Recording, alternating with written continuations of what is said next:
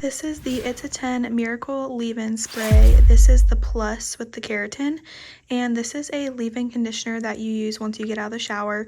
Just shampoo, condition as normal, get out, wring your hair out, and then spray this all over and brush your hair starting from the ends all the way to the roots to evenly disperse the product.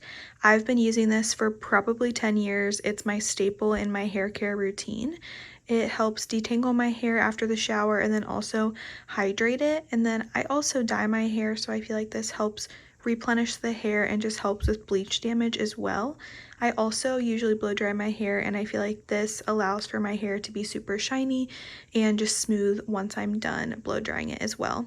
Highly recommend this product. This is the 4 fluid ounces, and I've probably been using it for 4 or 5 months. Like, it lasts a really long time. So I would highly recommend it.